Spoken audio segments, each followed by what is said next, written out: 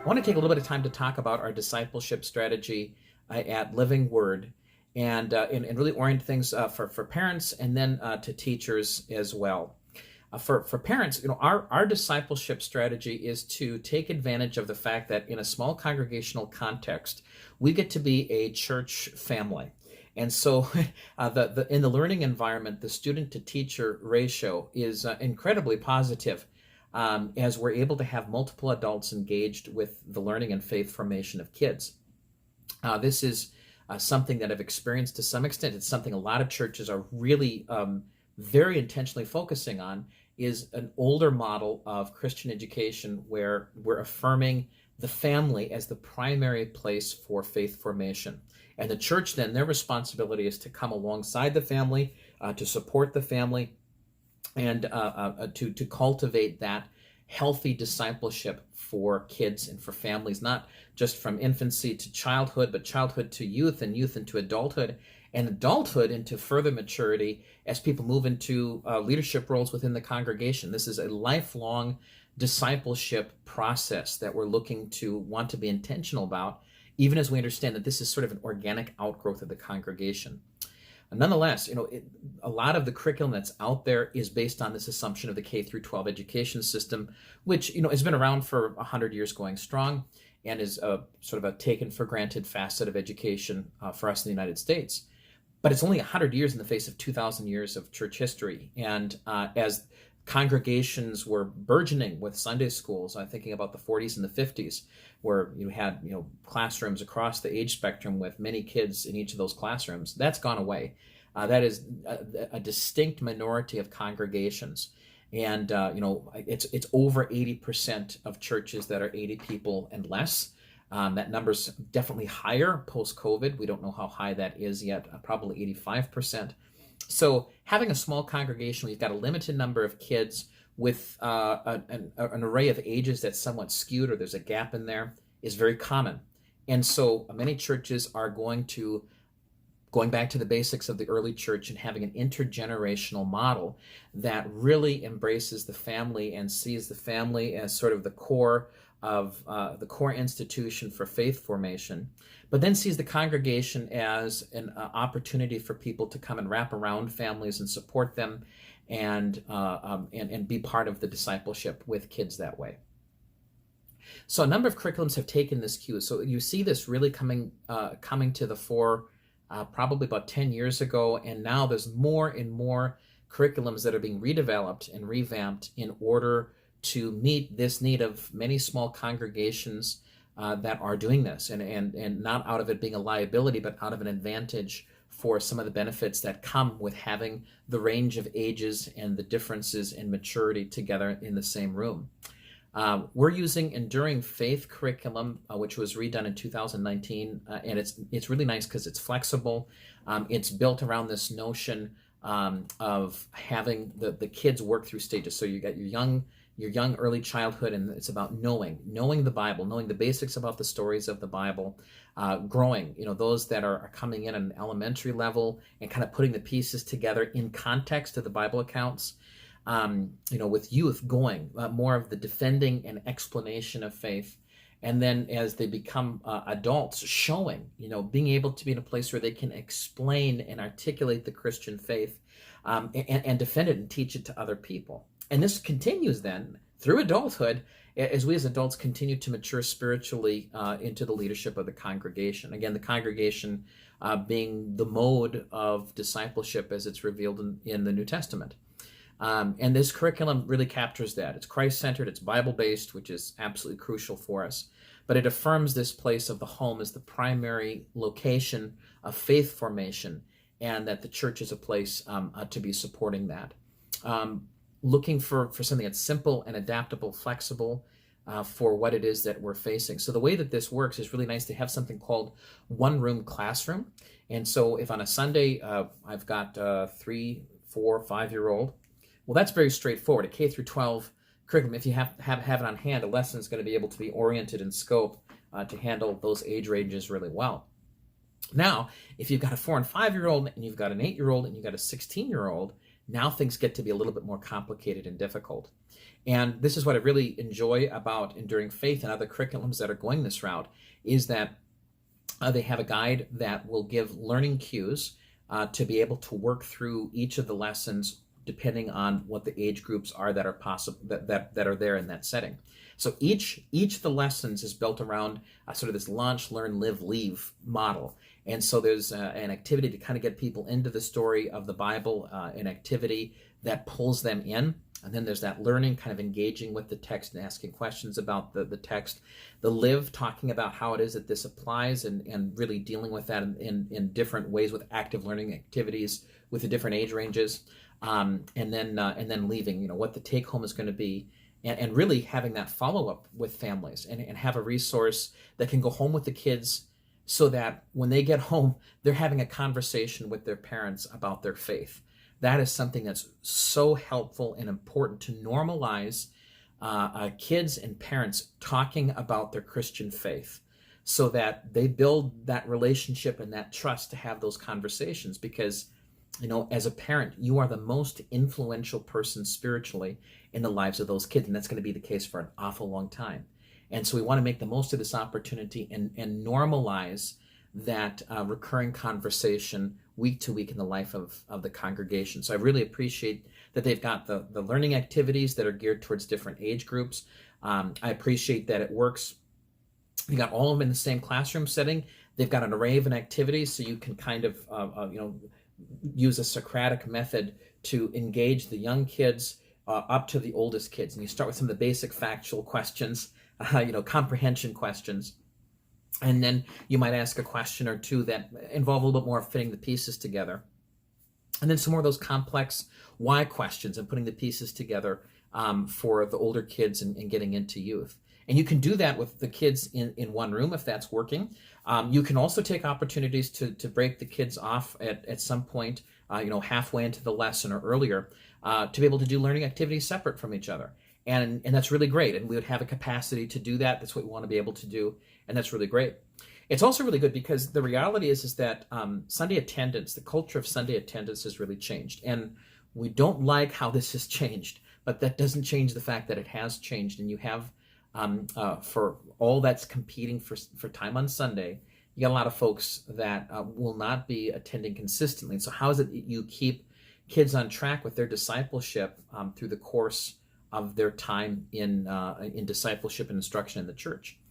And the onus almost comes back on the Sunday school teacher, even the pastor, that, well, how are you going to accommodate that? It's like, well, hey, it's not my job. It's not my job to disciple your kids per se. And that the primary role of that is for you. And my biggest intention is to be able to encourage those kids and disciple them in a special and unique way, the Sunday school teacher on Sunday mornings, but to come alongside those parents and supporting them in what it is that they're doing. So to be able to have a curriculum where we can, shoot off an email with, I don't want to call it a makeup assignment, but with a lesson that they can walk through at home, or even some of those cues and questions, reading through the Bible story and being able to ask questions of their 5-year-old and their 8-year-old and their 12-year-old around the dinner table and be able to have a conversation. I think that's really healthy and important.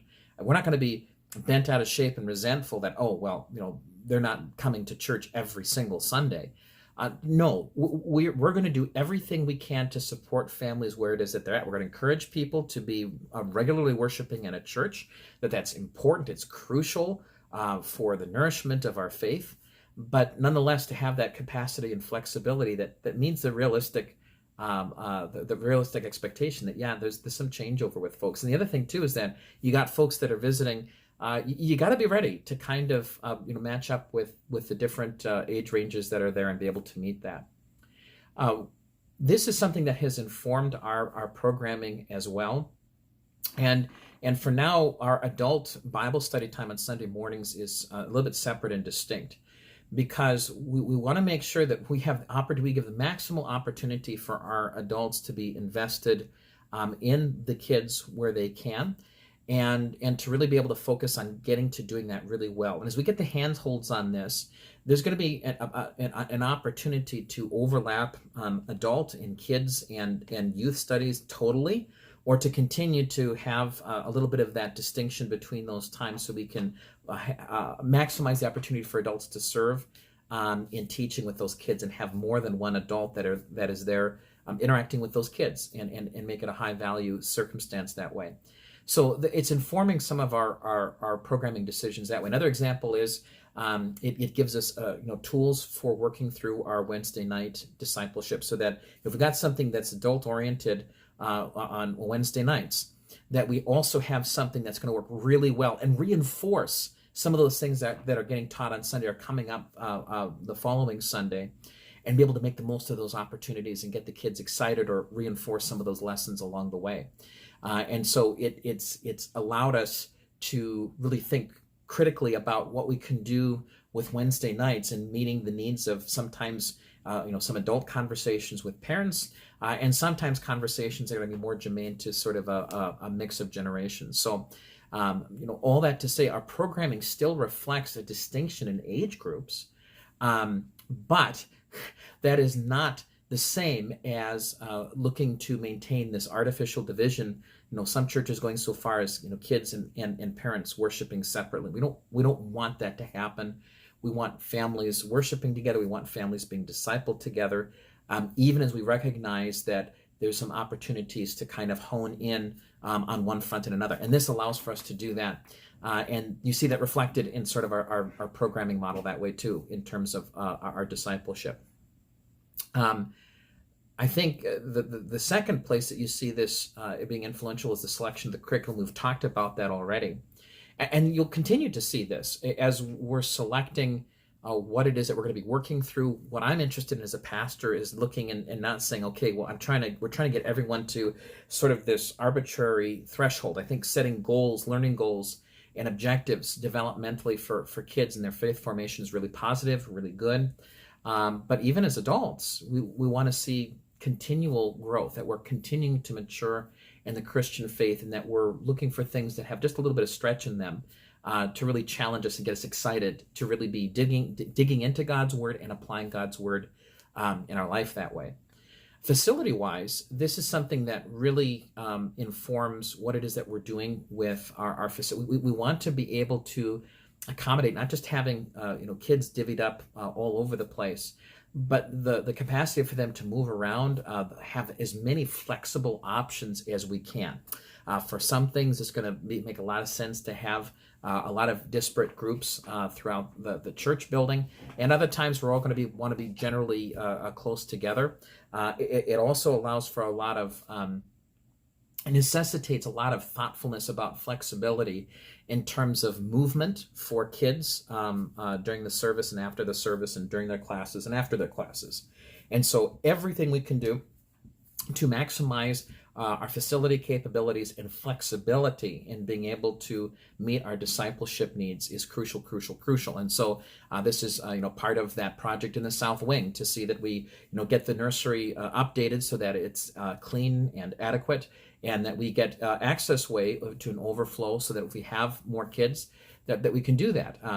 This morning for Sunday school, we were using one of the 14 by 14 rooms, and it just gets to be quite cramped in a short period of time. We want families to feel comfortable.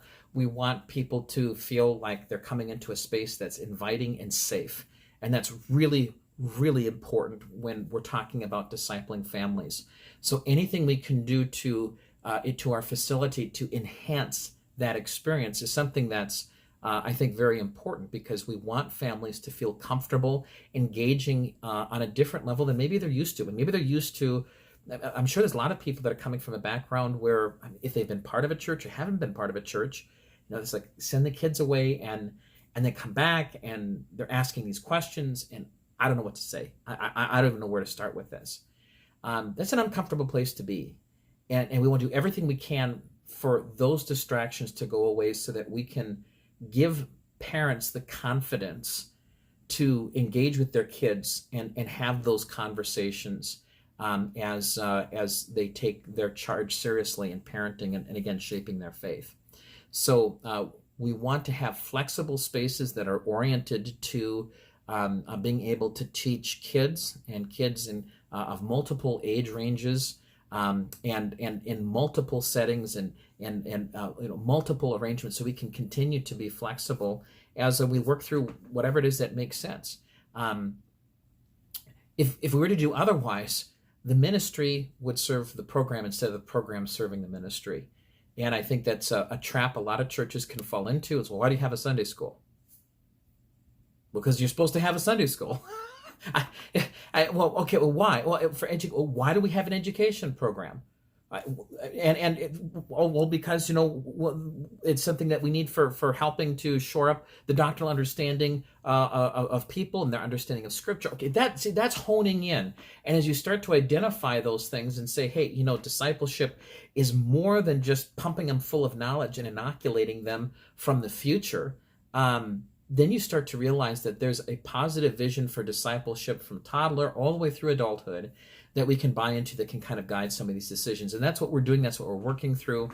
And that's why we've made some of the decisions that we have in terms of, again, our programming, our curriculum, and our facility. And we'll continue to make those enhancements where we can and work through these things, because we can't control where God is going to be faithful in sending people. But we can control how faithful we're going to be in being ready for them, and how faithful we're going to be in making the most of every single opportunity we get to share Jesus and to share the Word of God with those kids. So I hope this was helpful. I hope it makes a little bit more sense of why it is that we're moving towards enduring faith, what it is that's going on with some of the moving parts with our programming, and what's going on in terms of some of the tweaks we're making to the facility to maximize our flexibility in meeting these needs for discipleship at Living Word.